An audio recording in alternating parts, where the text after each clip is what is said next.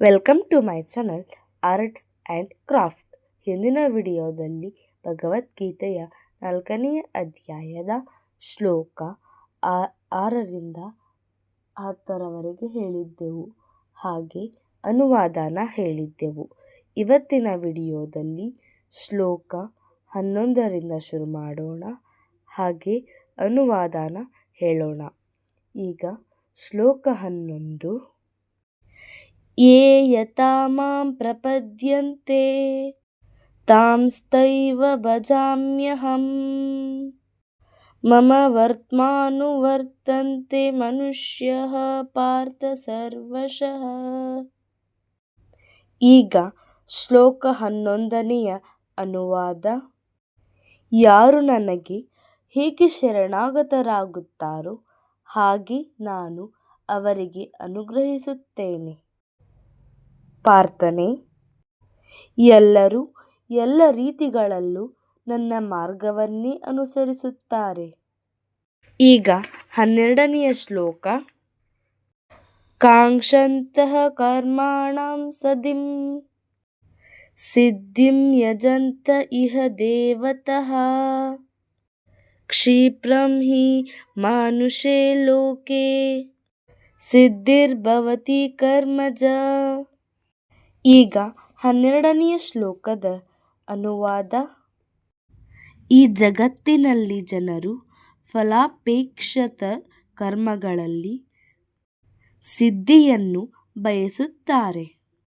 ಆದುದರಿಂದ ದೇವತೆಗಳನ್ನು ಪೂಜಿಸುತ್ತಾರೆ. ಈ ಜಗತ್ತಿನಲ್ಲಿ ಫಲಾಪೇಕ್ಷಿತ ಕರ್ಮದಿಂದ ಜನರು ಶೀಘ್ರವಾಗಿ ಸಿದ್ಧಿಯನ್ನು ಪಡೆಯುತ್ತಾರೆ. ಈಗ ಶ್ಲೋಕ 13.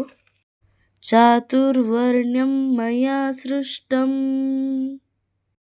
ಗುಣಕರ್ಮ ವಿಭಾಗಶಃ ತಸ್ಯ ಕರ್ತಾರಪಿ ಮಾಂ ವಿದ್ಯ ಕರ್ತಾರಮವ್ಯಯಂ.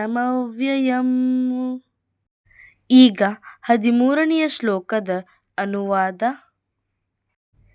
ಐಹಿಕ ನಿಸರ್ಗದ ಗುಣತ್ರಯಗಳಿಗೆ ಅನುಗುಣವಾಗಿ ಮತ್ತು ಅವುಗಳ ಕರ್ಮಗಳಿಗೆ ಅನುಸಾರವಾಗಿ ಮನುಷ್ಯ ಸಮಾಜದ 4 ವರ್ಣಗಳನ್ನು ನಾನು ಸೃಷ್ಟಿಸಿದೆ.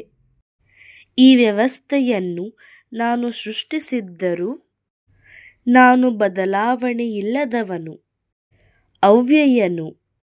ಆದುದರಿಂದ ನಾನು ಕರ್ತಾರನಲ್ಲ ಎಂದು ತಿಳಿ. ಈಗ 14ನೆಯ ಶ್ಲೋಕ. ನ ಮಾಂ ಕರ್ಮಾಣಿ ಲಿಂಪಂತಿ ನ ಮೇ ಕರ್ಮ ಫಲೇ ಸ್ಪೃಹಾ ಇತಿ ಮಾಂ ಯೋಭಿಜಾನಾತಿ ಕರ್ಮಭಿರ್ನ ಸ ಬಧ್ಯತೆ. ಈಗ 14ನೆಯ ಶ್ಲೋಕದ ಅನುವಾದ. ಯಾವ ಕರ್ಮವೂ ನನ್ನನ್ನು ಅಂಟುವುದಿಲ್ಲ. ನಾನು ಕರ್ಮಫಲವನ್ನು ಬಯಸುವುದಿಲ್ಲ. ನನ್ನ ವಿಷಯದಲ್ಲಿ ಈ ಸತ್ಯವನ್ನು ಯಾರು ಅರ್ಥ ಮಾಡಿಕೊಳ್ಳುವರೋ ಅವರಿಗೂ ಫಲಾಪೇಕ್ಷೆಯ ಕರ್ಮಬಂಧನವಿಲ್ಲ. ಮುಂದಿನ ಶ್ಲೋಕವನ್ನು ಮುಂದಿನ ವಿಡಿಯೋದಲ್ಲಿ ಹೇಳುತ್ತೇನೆ. ಈ ವಿಡಿಯೋ ನಿಮಗೆ ಇಷ್ಟ ಆದರೆ ಪುಟ್ಟದೊಂದು ಲೈಕ್ ಮಾಡಿ, ಶೇರ್ ಮಾಡಿ, ಕಮೆಂಟ್ ಮಾಡಿ, ಹಾಗೆ ಸಬ್ಸ್ಕ್ರೈಬ್ ಮಾಡೋದನ್ನು ಮರಿಬೇಡಿ. Bye bye. Thanks for watching.